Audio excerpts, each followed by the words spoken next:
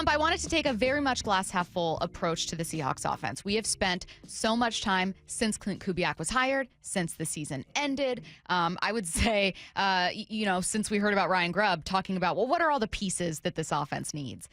And I don't know that during this time of the year when it's just slow sports calendar, I can handle another conversation about how badly they need offensive line help, or about, whether or not you add wide receiver 3 if Lockett moves on. I just want to have a fun conversation about potential. Yeah. I just want to have a conversation about whether Klint Kubiak and Geno Smith could be a match made in heaven. This is inspired by some sound from Mike McDonald, who was on with NFL Network, and he thinks that they're an absolutely great pairing. He said he's really excited to work with Geno in Kubiak's offense. Yeah, really excited about Geno. I think all the things that Klint's able to do, the progression reads, and then a lot of the action game and movements, keeping him, different launch points in the pocket, getting the ball out of his hands on time and to our guys.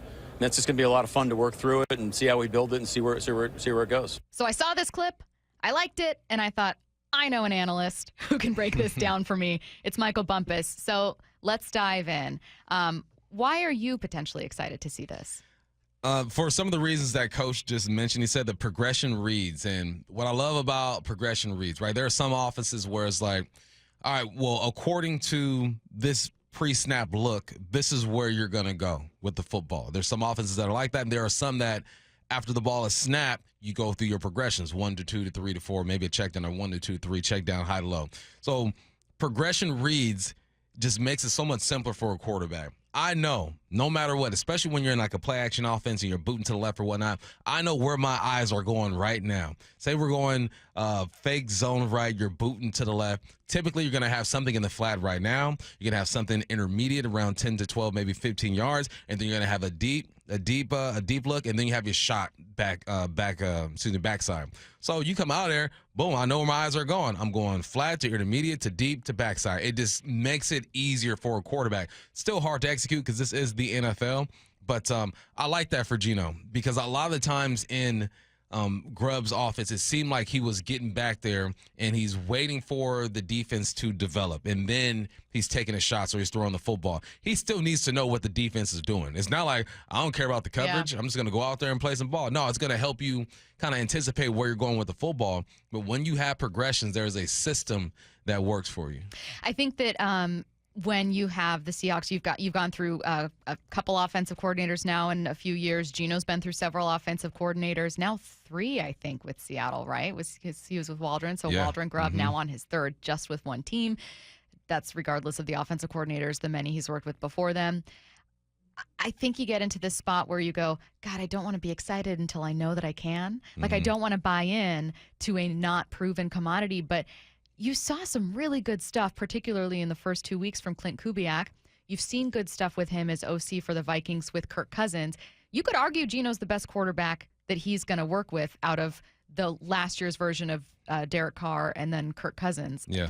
There's real potential. Kurt tore it up. He did. Kurt tore it up. And that was the. But why can't Geno tear it up? I mean, he can. I think he can. And with Kirk, they threw the ball a lot more than they ran it. Yeah. And with the Saints, and I think that was out of necessity, right? Yeah. But I'm excited to match Geno up with Kubiak because I feel like the run game has to and will be an emphasis. There's no way Mike McDonald is going to hire a guy that he's not sure about when it comes to the run game after him and Grubb having their differences on how to attack. So the run game is going to be number 1. Connected to the run game, you have to get your running backs just to get downhill. And I think Ken Walker, after having the year that he had when there were times where he got downhill, but there are a lot of times where he's looking for the big cutback, the big boom, he's going to watch that film.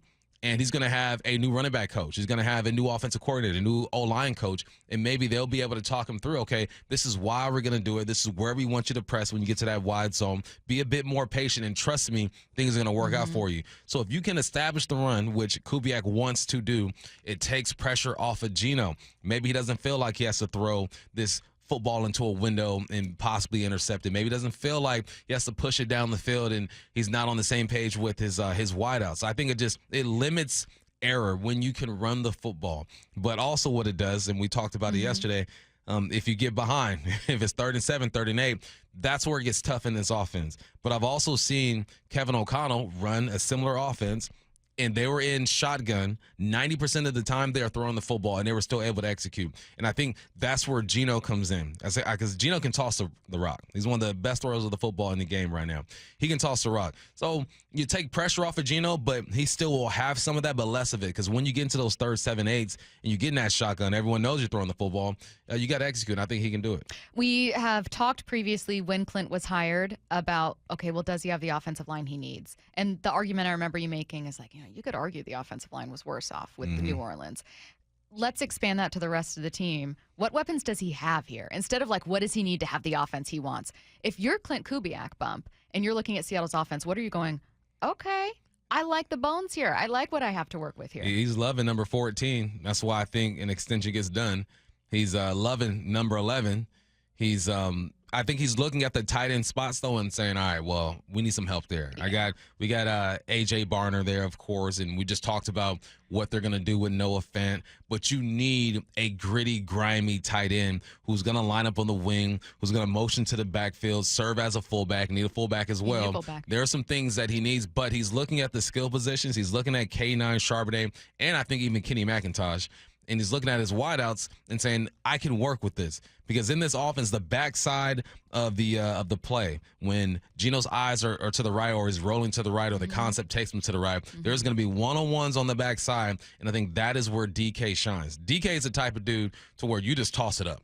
50-50, toss it up to him, put it in a spot where he can make a play, and let's go get it. So, he loves the bones or the skill guys. There are some gaps, obviously, and we've been talking about it extensively the past couple of weeks, but the bones are 14, 11, 9. Yeah. What number is Zach Charbonnet? 20 what? I wish I could tell you. I know McIntosh 25. I'm not a good reporter right now. I know McIntosh's number, but I'm struggling with Zach Charbonnet. Sorry, Zach. I'm really my sorry. Bad, Zach. Man, well, look, we said that you were a great weapon, and I will Google your 26. That's what I said. 26. I've written it down in my notebook a million times, but I couldn't tell you. I know 9. You know I know 9.